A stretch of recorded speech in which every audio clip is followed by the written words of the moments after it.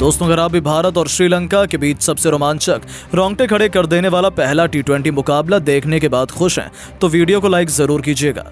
आज के वीडियो का लाइक टारगेट हमने रखा है मात्र 100 लाइक्स का, तो लाइक करना बिल्कुल भी ना भूलें। तो चलिए अब आपका ज्यादा समय न लेते हुए शुरू करते हैं वीडियो।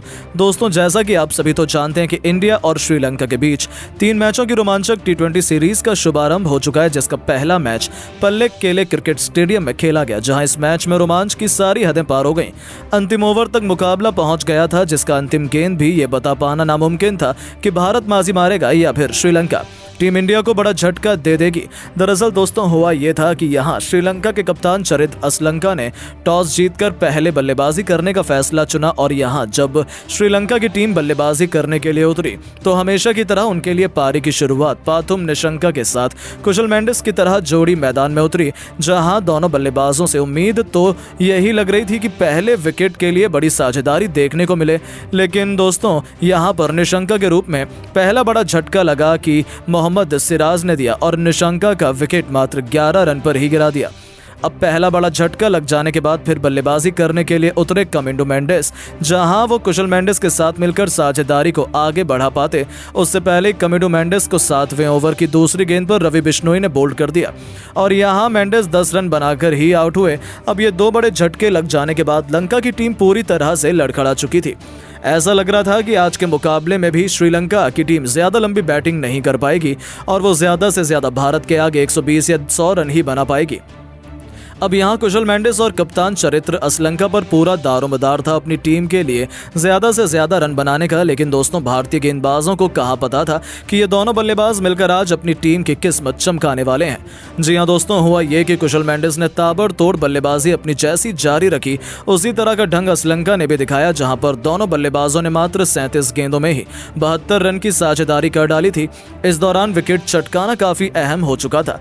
तभी कप्तान सूर्या ने फैसला किया कि वो गेंदबाजी पर मोहम्मद सिराज को लेकर आएंगे, और आते ही 14वें ओवर की तीसरी गेंद पर सिराज ने असलंका के सामने तीसरा बड़ा झटका लंका की टीम को दे दिया, जो कि 53 रन बनाकर आउट हुए। और असलंका के आउट हो जाने के बाद फिर कुशल मेंडिस ने हार नहीं मानी। उनका बल्ला रुकने का नाम नहीं ले रहा था। उन्होंने मात्र 34 गेंदों में ही भारत के खिलाफ 84 रन ठोक डाले थे। तो मैदान में उतरे दासुन शनका ने भी अपने बल्ले से तहलका ही मचा दिया। इन दोनों खिलाड़ियों ने अंतिम के 3 ओवर में भी बेहद खतरनाक बैटिंग करी, जहां एक तरफ कुशल मेंडिस ने 53 गेंद पर 96 रनों की मैच विनिंग पारी खेल डाली, तो वहीं शनका ने भी 42 रन बनाकर उनका बखूबी साथ निभाया। और उनकी धाकड़ बल्लेबाजी के दम पर श्रीलंका की टीम 20 ओवर में 7 विकेट के नुकसान पर भारत के खिलाफ 262 रन बनाने में कामयाब रही। और इस दौरान भारत के लिए सबसे ज्यादा 5 विकेट सिराज के नाम रहे, तो वहीं 2 विकेट रवि बिश्नोई ने हासिल किए। और टीम इंडिया के सामने इतना बड़ा लक्ष्य था जिसका पीछा करना कोई बच्चों का खेल नहीं था। भारतीय गेंदबाजों की आज इन दोनों खिलाड़ियों ने शामत ही ला दी थी। अब दोस्तों, बारी थी भारतीय बल्लेबाजों की इस मैदान पर कुछ चमत्कार कर दिखाने की। दोस्तों, पिछली सीरीज में ताबड़तोड़ प्रदर्शन करके लौट रहे शुभमन गिल से आज सभी को काफी उम्मीदें थी। लेकिन दोस्तों, जब शुभमन गिल और यशस्वी जायसवाल ने पारी की शुरुआत की तो आज गिल काफी बड़ी गलती कर बैठे। जी हां, चालाकी दिखाते हुए श्रीलंका ने कप्तान गिल को पहले ही ओवर में खुलेआम छूट दी कि आप बस चौके लगाइए, और इसी जाल में वो फंस गए, जहां पहला ओवर करवाने के लिए आए श्रीलंका के दुश्मन चमीरा ने अंदर आती हुई लेंथ की स्लोअर 1 गेंद पर शुभमन गिल को फंसा लिया। और गिल आज के इस मुकाबले में मात्र 11 रन ही बनाकर आउट हुए, वो भी 4 गेंदों में। अब दोस्तों, गिल का विकेट गिर जाने के बाद भारतीय टीम काफी ज्यादा दबाव में आ चुकी थी। अब गिल जब आउट हुए तो बल्लेबाजी के लिए उतरे संजू सैमसन, जहां संजू और यशस्वी पर हर किसी की निगाहें थी कि ये दोनों बल्लेबाज दूसरे विकेट के लिए कितने रन जोड़ पाते हैं। इस दौरान सब कुछ सही चल रहा था, लेकिन दोस्तों, आगे क्या होने वाला इसका अंदेशा किसी को भी नहीं था।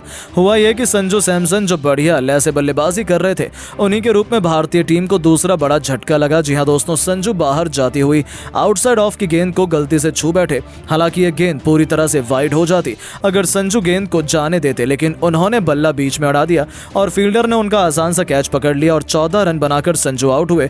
अब दोस्तों, भारतीय टीम को 2 बड़े झटके मात्र 33 रन के कुल स्कोर पर ही लग चुके थे। अब यशस्वी जायसवाल पर दबाव बढ़ता चला जा रहा था और अब उनका यह दबाव कम करने के लिए चौथे नंबर पर बल्लेबाजी करने उतरे कप्तान सूर्यकुमार यादव, जहां सूर्या और यशस्वी ने मिलकर पारी को आगे बढ़ाया। दोनों बल्लेबाजों ने अच्छी शुरुआत अपनी टीम को दिलाई। वानिंदु हसरंगा के एक ओवर में कप्तान सूर्या ने लगातार 3 गेंद पर 3 तूफानी छक्के जड़कर अपने तेवर श्रीलंका को दिखाए। इस बीच 50 रन की साझेदारी भी हुई, जो टीम इंडिया की जीत के लिए बेहद महत्वपूर्ण मानी जा रही थी। इन दोनों ने भारत को मजबूत स्थिति में लाकर खड़ा कर दिया। यशस्वी जायसवाल ने चमीरा की गेंद को छक्के के लिए डिपॉजिट कर अपना अर्धशतक भी ठोक दिया था। टीम इंडिया मैच में तगड़ी वापसी कर चुकी थी, लेकिन दोस्तों यशस्वी जायसवाल भी अपनी साझेदारी को ज्यादा देर तक आगे नहीं बढ़ा पाए और 70 रन बनाकर वो आउट हो गए।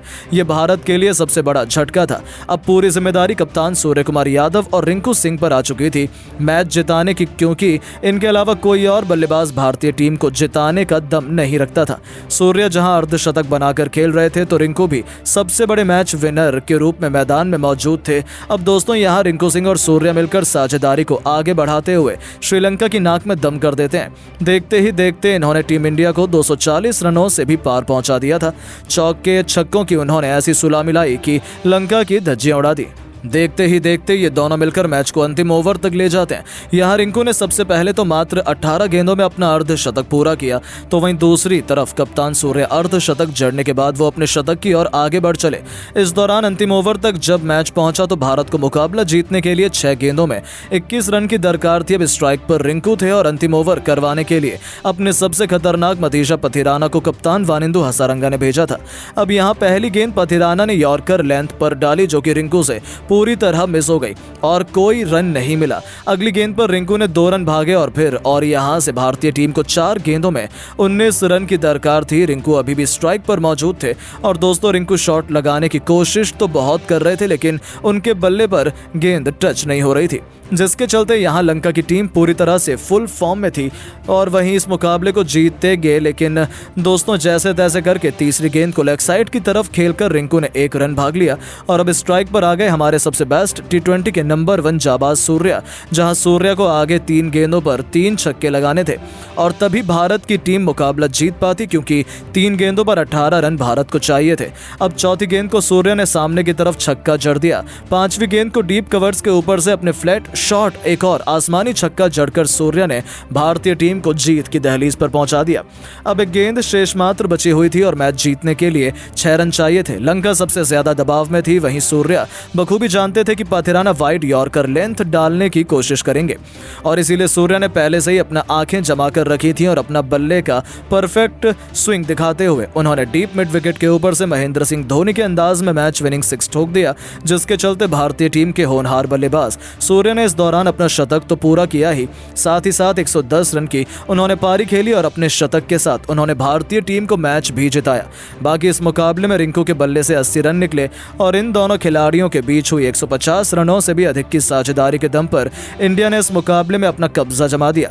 हालांकि दोस्तों हम आपको बता दें कि भारत और लंका के बीच खेला गया अभ्यास सत्र का पहला मुकाबला था, जिसमें भारतीय टीम की जीत हुई। बाकी अब आप सभी की क्या राय है भारतीय टीम की ऐसी बल्लेबाजी और गेंदबाजी को देख लेने के बाद, और आप टीम इंडिया को 10 में से कितने नंबर देना चाहेंगे? अपनी राय नीचे कमेंट बॉक्स में जरूर बताएं। दोस्तों श्रीलंका को रौंदने के लिए आखिरकार भारतीय कप्तान सूर्यकुमार यादव ने पहले T20 मैच के लिए चुन ली है अपनी टीम। पल्लेक्केले इंटरनेशनल क्रिकेट स्टेडियम पर सबसे रोमांचक कांटे का मुकाबला हो चुका है शुरू। तो आखिरकार टॉस जीतकर पहले बल्लेबाजी करते हुए भारत की तरफ से किसने बना दिए कितने रन? क्या है प्लेइंग 11 टीम? रिंकू और सूर्या ने कैसे इस मैच में रच दिया है इतिहास? सब कुछ हम आपको वीडियो में दिखाने जा रहे हैं, लेकिन उससे पहले आप सभी को क्या लगता है कि भारत और श्रीलंका में से पहले T20 मैच में कौन सी टीम जीतेगी? अपनी कीमती राय नीचे कमेंट बॉक्स में जरूर बताइएगा। तो चलिए अब ज्यादा समय न लेते हुए शुरू करते हैं वीडियो को।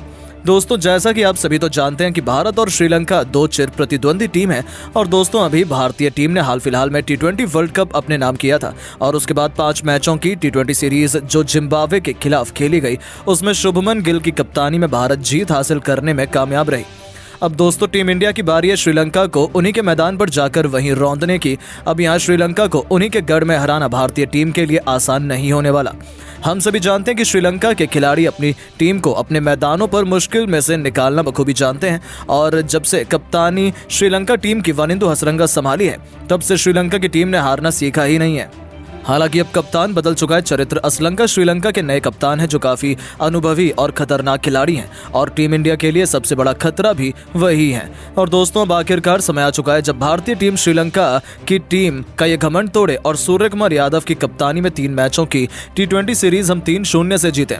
वहीं दोस्तों, अगर आपको मुकाबले से पहले पूरा शेड्यूल बताते चले भारत और श्रीलंका के बीच मुकाबलों का, तो दोस्तों बता दें सीरीज का पहला महामुकाबला 27 जुलाई को कैंडी शहर के पल्लेकेले क्रिकेट स्टेडियम में रात 7 बजे से प्रारंभ होगा।